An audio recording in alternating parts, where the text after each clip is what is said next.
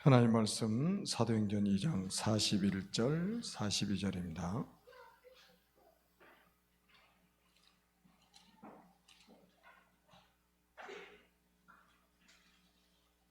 사도행전 2장 41절 42절 두 절 같이 읽습니다.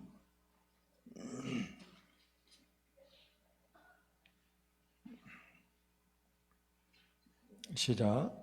그 말을 받은 사람들은 세례를 받음에 이날의 신도의 수가 3,000이나 더하더라. 그들이 사도의 가르침을 받아 서로 교제하고 떡을 떼며 오로지 기도하기를 힘쓰니라. 아멘. 우리 이 시간에도 신앙 고백을 한번 하겠습니다. 주는 그리스도시요 살아계신 하나님의 아들이십니다. 우리가 점검해야 될 게, 가장 우리가 시급하게 점검해야 될 게 영적 상태입니다.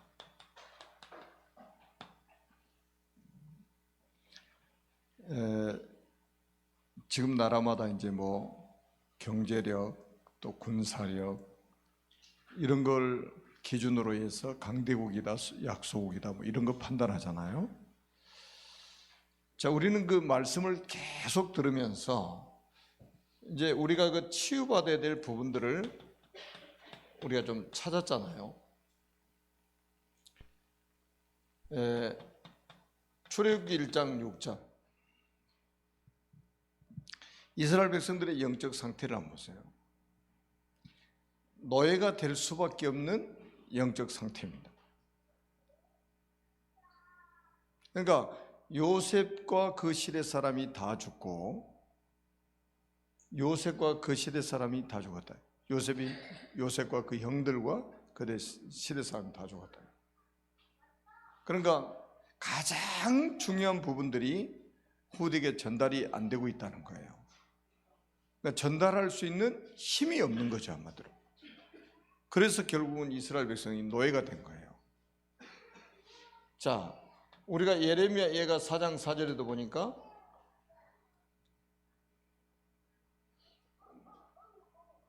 뭐를 말해주고 있습니까? 이스라엘 백성들이 포로가 될 수밖에 없는 그런 영적 상태입니다. 그리고 우리가 잘 아는 것처럼 마태복음 16장 14절에 보니까 예수님을 세례 요한 또 엘리야 예레미야나 선지자 중에 한 사람이라 하더이다. 마태복음 27장 25절에 보니까 예수님이 십자가에 이렇게 이제 죽이라고 막 외치면서 하는 말이, 그 피값이 있으면 우리 자손들에게 돌리라고 이렇게 이제 고백을 하죠. 그러니까 이런 영적인 상태가 로마의 속국이 될 수밖에 없는 영적 상태라 이 말이에요. 그러니까 지금도 많은 크리스찬들, 대부분의 크리스찬들이 가장 치유받아야 될 부분이 뭔가를 잘 모르고 있는 거죠. 포인트를 모르고 있는 거죠. 영적 상태를 치유받아야 돼요. 그렇지 않으면 어느 날 이런 시간표가 온다니까요. 이게 하루아침에 오는 게 아니고 어느 날 이 시간표가 오게 돼 있어요. 그래서 우리는 오늘 이제 제목이 영적 상태를 점검해야 된다, 이렇게 이제 말씀을 주고 계시죠. 그래서 성경의 렘넌트 7명의 그 영적 상태를 우리가 이제 좀 점검해 보자 이거예요.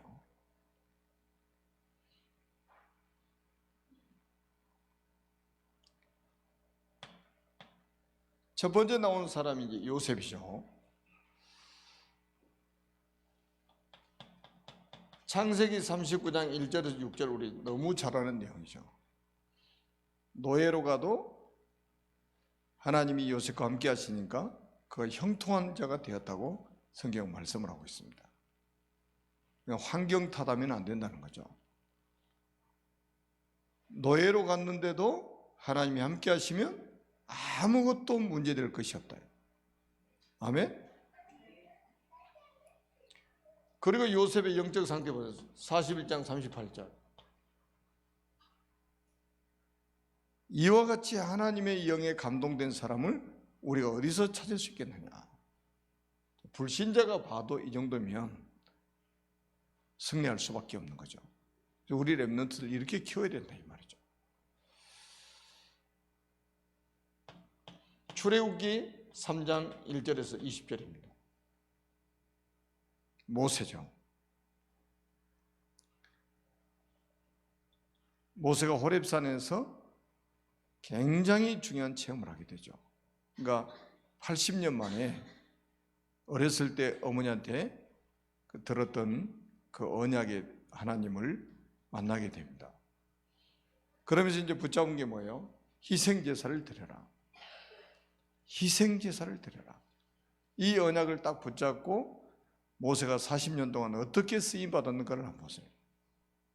우리 렘넌트들 이렇게 키워야 되는, 이런 영적 상태를 만들어줘야 된다는 거죠. 우리가 사무엘상 3장 1절에서 19절입니다. 언약궤 곁에서 잠을 잤죠. 언약궤 곁에서 자라나게 됐습니다. 어렸을 때부터 아주 중요한 훈련을 받은 거죠.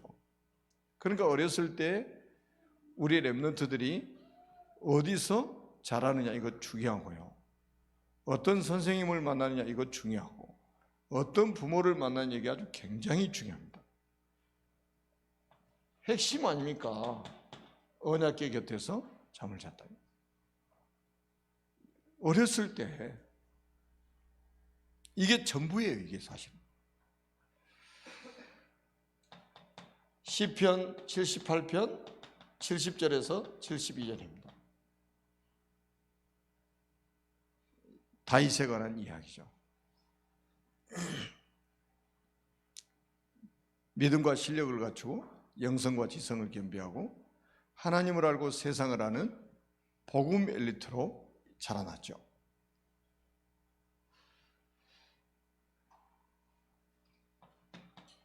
우리가 열왕기하 2장 9절에서 11절입니다. 엘리사의 영적 상태입니다. 다른 거 구하지 않고 갑절의 영감을 구했죠. 기도 제목도 너무 간단한 거예요. 갑절의 영감. 하나님의 성령의 역사가 내게 갑절이 임하기를 원했다 이 말이죠.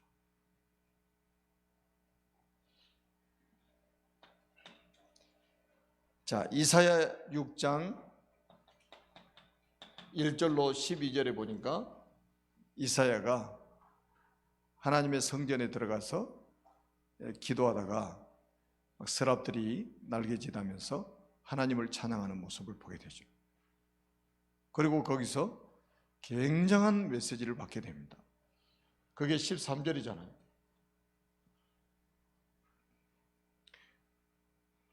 밤나무 상수리가 나무가 뱀을 당하여도 거루터기는 남아있는 것 같이 이 땅에 거룩한 씨가 거루터기니라. 그러니까 이렇게 어렸을 때부터 예배를 배우고 기도를 배우고 찬양을 배우고 하나님 말씀을 듣는 훈련이 되어진다면 하나님 앞에 이렇게 귀하게 쓰임받을 수 있는 사람이 되겠죠. 빌립보서 4장 13절입니다. 이게 이제 렘넌트들의 현 주소가 돼야죠. 내게 능력 주신 자 안에서 내가 모든 것을 할 수 있느니라. 세상 사람들은 거의 그러잖아요. 나는 할 수 있다라고 가르치잖아요. 너는 할 수 있어라고 가르칩니다. 그런데 성경은 내게 능력 주신 자 안에서 모든 것을 할 수 있다. 절대 불가능한 일도 하나님은 가능케 하신다. 이걸 가르치는 거잖아요. 이런 비밀을 가진 사람을 통해서 이제 일곱 시대를 하나님이 살리신 거예요. 재앙 시대를 살리셨다 이 말이죠. 그러니까 어떻게 조금 더 이제 우리가 이제 역으로 생각해 보면 한 시대를 살릴 사람을 하나님이 어렸을 때부터 이렇게 준비하신다는 거예요. 그러니까 여러분들이 그 우리 237 서밋스쿨에서 자라나고 있는 이 아이들은 특별히 하나님이 지금 한 시대를 살리기 위해서 지금 준비하고 계시다고 믿어야 됩니다. 그렇잖아요. 이게 지금 누가 만든 게 아니잖아요. 하나님이 어렸을 때 이렇게 만들고 계시잖아요. 지금. 하나님이 보내셔가지고 하나님이 이렇게 세워나가고 계신단 말이에요. 그 다음에 두 번째는 바벨론 시대의 렘넌트들을 보면서 영적 상태를 우리가 점검해야 됩니다. 바벨론 시대.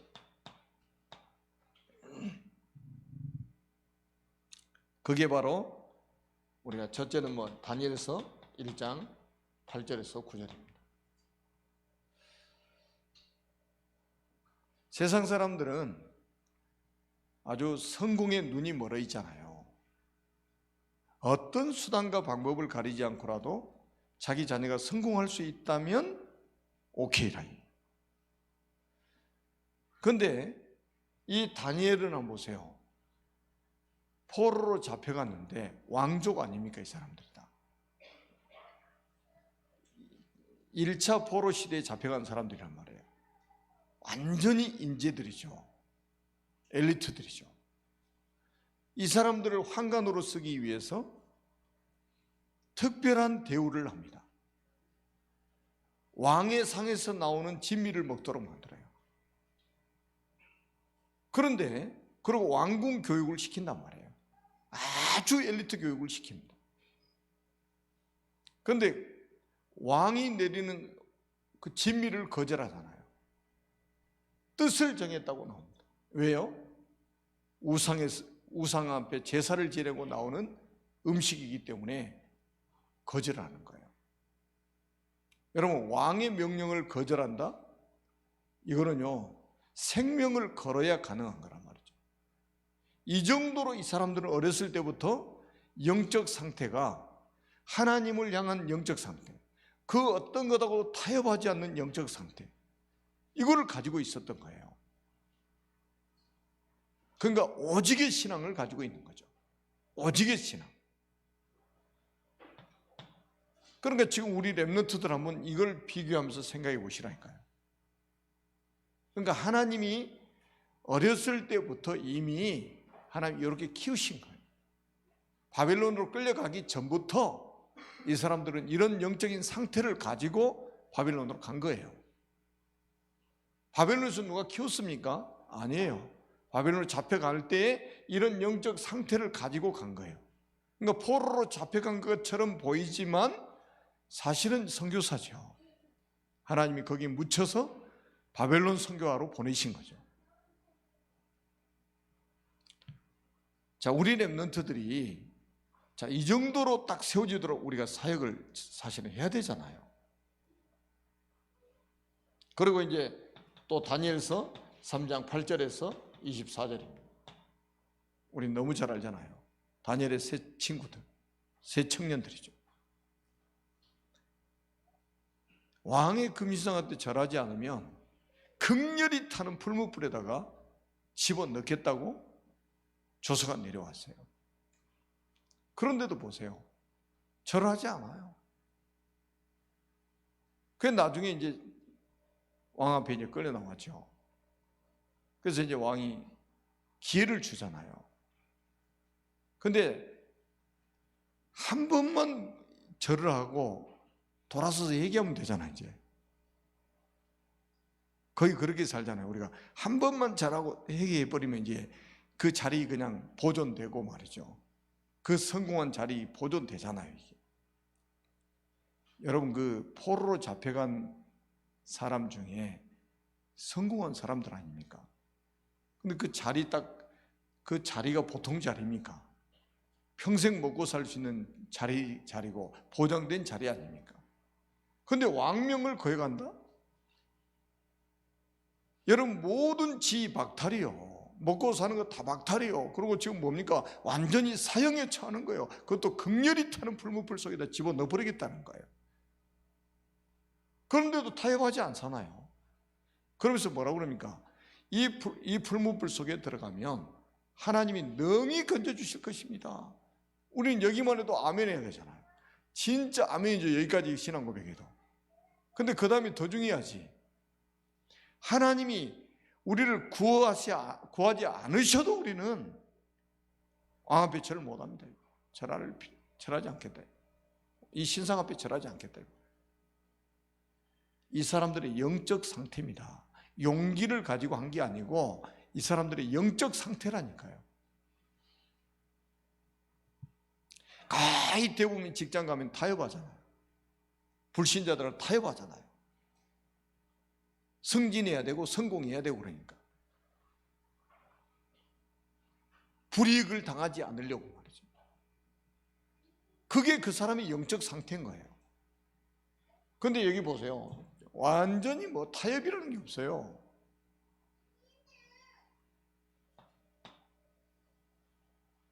그리고 우리가 또 성경에 보니까 다니엘서 6장 10절에서 22절입니다. 너무 잘 아는 내용이죠. 다니엘이 하루에 3번씩 예루살렘 쪽을 향해서 창문을 열어놓고 기도하고 있잖아요. 근데 이때도 그 신하들이 다니엘을 시기해가지고 다니엘을 모함해가지고 다니엘을 제거하려고, 왜 다니엘이 포로로 잡혀온 주제에 제일 높은 자리에 앉아 있으니까 얼마나 시기했겠어요. 믿는 사람끼리도 시기하고 그러는데 안 믿는 사람, 불신자들이 우글우글 하는데 거기서 얼마나 시기했겠어요. 그래서 다니엘 제거하려고 왕에게 설득해가지고 말이죠. 법을 만들었다니까, 법을. 왕의 다른 신에게 절을 하면 사자굴 속에 집어넣어버리겠다고. 왕이 조서를 딱 찍어가지고 반포를 한 거예요.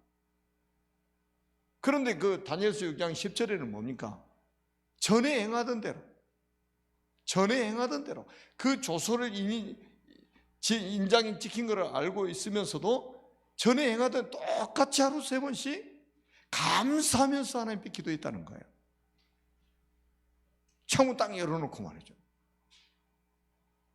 그는 누구한테 보여주기 위한 쇼가 아니잖아요. 누가 보면 자기는 고소당해서 결국 사자굴 속에 들어가 죽을 건데 말이죠.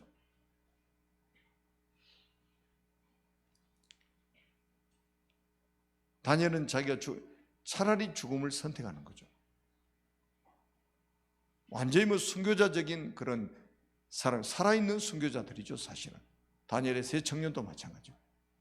이 바벨론 시대의 영적 상태, 이 렘넌트들이 전부 영적 상태가 사실은 완전히 영적 서밋인 거죠.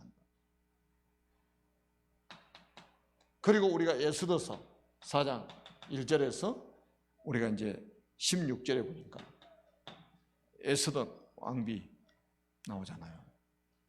죽으면 죽으리라. 3일 금식하고 죽으면 죽으리라고 왕 앞에 나가죠. 그래서 완전히 그 민족을 구하는 사건이 일어나는데 그 사건을 불임절이라고 합니다. 불임절. 그러니까 지금 있잖아요. 하나님은 많은 사람을 모아가지고 하나님이 세를 과시하려고 우리한테 전도운동하라고 하는 게 아니에요. 이런 사람을 세워가지고 한 시대에 하나님 살아계심을 증거하도록 만들겠다는 거예요. 이런 렘넌트를 키워가지고 하나님은 한 시대의 재앙을 막겠다는 거예요. 이런 렘넌트를 키워가지고 정말로 예수가 그리스도라는 사실을 증언하기를 하나님 원하신다 이 말이에요. 하나님이 뭐 많은 사람 모아가지고 세 과시하려고 우리한테 전도운동하라고 하는 게 아니잖아요. 그래서 우리 지금 렘넌트 사역하고 있는 우리 선생님들은 정말로 영적 자부심을 가져야 돼요. 누가 뭐라고 해도 영적 자부심 가져야 됩니다. 여러분들이 이런 사람들에게 지금 이런 렘넌트들에게 지금 언약을 전달하고 있다는 거, 하나님이 이 땅에 보내신 렘넌트들에게 언약 전달하는 그 심부름을 하게 하셨다는 게 얼마나 큰 자부심입니까?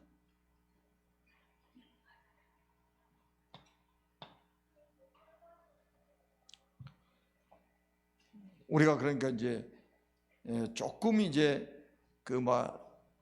우리가 시설이 사실은 너무 좋으면 좋죠. 근데 지금 시설이 사람 살리는 게 아니에요. 복음이 사람을 살리는 것이고 복음 가진 전도자가 사람을 살리는 것이고. 여러분, 복음 없이 아무리 좋은 시설이 있으면 뭐합니까? 저는 대학에 가면요, 대학들 너무 시설을 잘 만들어놔요. 어마어마한 돈을 들여가지고. 진짜 아깝다는 생각이 들어요. 전 러시아 옛날에 제가 한참 사역할 때요, 나는 대학에 가보자고 그래가지고 대학에 갔어요.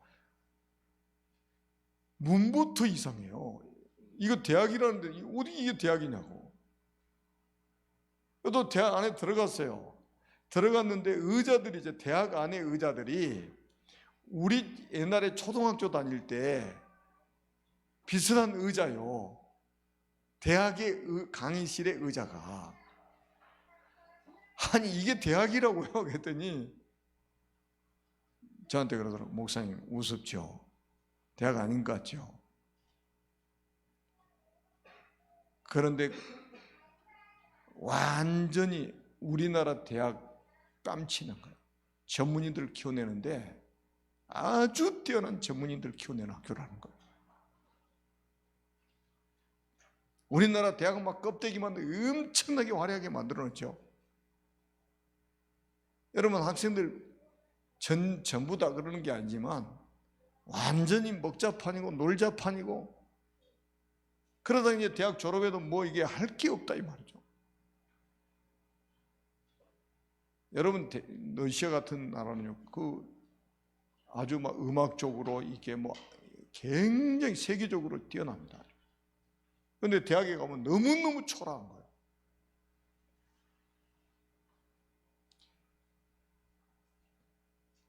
어떤 내용을 가진 사람들이 모였느냐, 이게 중요한 거지.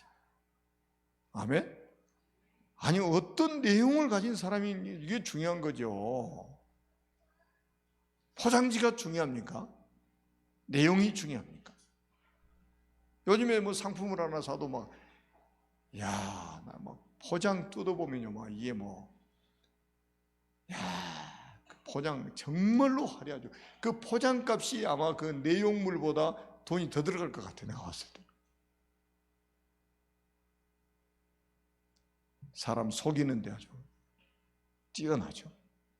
내용은 어설프면서. 사람도 마찬가지예요.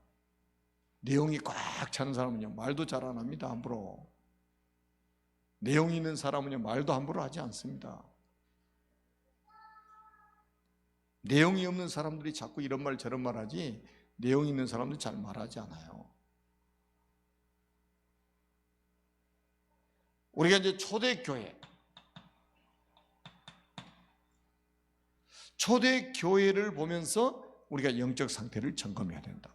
다시 말하면 거울로 우리가 좀 보자 이거예요. 렘넌트 7명을 거울을 가지고 우리를 보고, 우리 렘넌트들을 보고, 바벨론 시대의 렘넌트를 보면서, 거울로 보면서 우리 영적 상태를 점검하고, 초대교회 제자들의 영적 상태를 보면서 우리를 점검하자는 거죠. 아멘. 자, 사도행전 1장 14절 한번 보세요. 자, 여기에 이제 120명이 모였잖아요. 이 사람들이 어떤 내용을 가지고 모였냐, 이게 중요한 겁니다. 이 사람들은 138 언약을 딱 붙잡고 모였잖아요. 어떤 상황에서 모였습니까? 금종령이 내려져 있는 상황에서 모였어요. 예수 이름으로 모이면 죽는 거예요. 예수 이름으로 모이면 이단 누명 써가지고 완전히 사회에서 격리되는 거예요. 자기들의 공동체, 유대인 공동체에서 완전히 추방당하는 거예요. 요한복음 9장 22절에도 그랬잖아요. 누구든지 예수를 그리스도로 시인하면 어떻게 하기로 했어요? 완전히 유대인 세계에서 면직시켜버린다. 이단이라고. 그런데도 불구하고 이 사람들은 120명 이 자리에 모인 거예요. 그러니까 이 사람들은 138이라는 언약을 딱 붙잡고, 그래 죽으면 죽겠다 이 말이에요.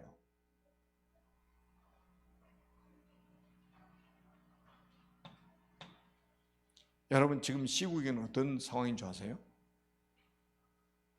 정부의 허락받은 교회도 성가대 성가 못하게 하고 군가 부르게 만든대요.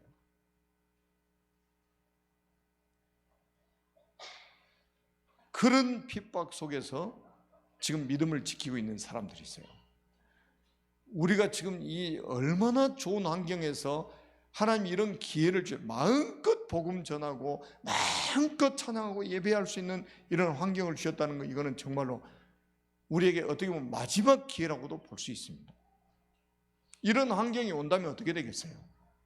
이런 환경이 온다면 다 가짜는 다 도망가겠죠. 가짜가 어디 여기에 붙어 있습니까? 다 도망가죠.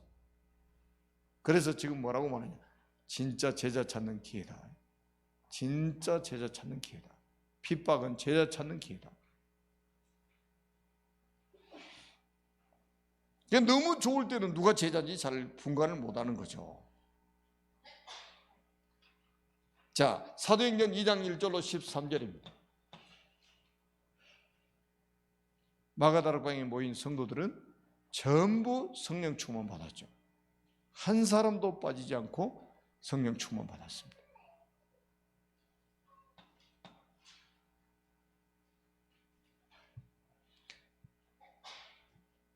사도행전 2장 41절, 42절 한번 보시는가요? 여러분들이 신앙생활을 이렇게 해야 됩니다. 3천 제자가 일어났고 이 3천 제자는 강단을 중심으로 신앙생활 하잖아요. 저희가 사도의 가르침을 받아 서로 교제하며 떡을 떼며 오로지 기도에 힘쓰니라. 아멘? 이게 신앙이에요. 이게 신앙이에요. 그러니까 우리의 감정이 아니라니까요. 우리의 기분이 아니에요. 우리의 경험이 아니에요. 사도의 가르침을 받아. 이 강단이 그래서 중요한 거예요. 강단이. 그래서 뭐가 중요합니까? 주의 종들이 또 중요한 거예요. 그래서 뭐가 중요합니까? 교회가 중요한 거예요. 저희가 사도의 가르침을 받아 서로 교제하며 떡을 떼며 오로지 기도에 힘쓰니라.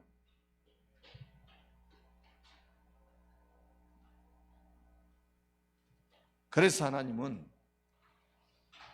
결론입니다. 24 할 수 있는 제자를 하나님은 이 땅에 지금 세워나가고 계십니다. 24 할 수 있는 제자. 그리고 뭡니까? 최고 수준인 전문인 제자를 하나님은 지금 세워나가고 계십니다. 그리고 하나님은 전도 모델 제자를 하나님 세워나가십니다. 전도 모델 제자. 그리고 치유 제자를 하나님이 세우고 계시고요. 그 다음에 서밋 제자를 하나님이 세워나가십니다. 왜요? 237 복음화 해야 되기 때문에.